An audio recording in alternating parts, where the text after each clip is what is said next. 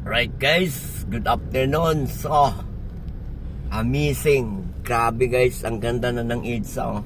Malapit na tapos ang guys, aspalto nila. O di ba? Ang sarap na ang kinis. Walang kaalog-alog. Pag dumaan ka dito guys, so shout out sa mga kapwa ko dyan driver, mga kapwa ko riders. Tiis-tiis lang guys. Sa tagal ng panahon, na-asphalt na nila yung EDSA. So, konti na lang guys. May mga portion pala hindi pa tapos. Ayan hanggang dito. Pero, tuloy-tuloy naman yung gawa nila. Kaya, saka sa gabi na nila binabanatan. So, yun lang guys. Share ko lang sa inyo. Ingat lang lagi. Dahil ang ganda na ng EDSA. Malamang meron naman tong humahataw dito pag natapos na to, lalo na pag gabi, walang traffic. Wow, talagang top speed talaga dito guys. Wala kang maramdaman na kaldag-kaldag.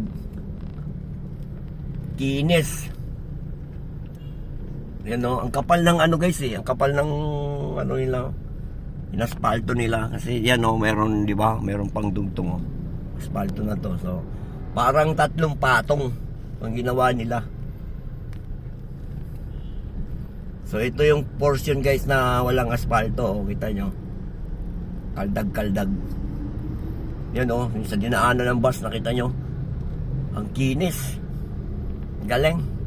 So sa nagpa-asphalt dito, shout out. Tama lang yan ginawa nyo para masiyahan naman ang mga tao sa inyo. Yan. Yung bus guys, talagang doon siya dumadaan sa asfaltado. Ako dito lang ako sa hindi pa asfaltado kasi parang kino-confirm ko lang kung ano yung feeling ng asfaltado at saka yung wala. So, kita nyo guys. Diba? Ito, putol-putol din to dito. Putol. Pero still tuloy-tuloy yan, kalahati. Nagawa na nila yan, kalahati. So, tiis lang guys. Para masaya naman ang lahat. Yan, shout out sa nagpa-asphalt dito sa EDSA. Yan. Sina-shout out na kita. Sina-shout out na. Alright. So, dahan-dahan lang kayo mga kapwa driver pag dumaan na kayo, napinis na talaga to. Kailangan ice on the road. Huwag yung ice on the cheeks. Yuhuy! Yan guys, ang sarap.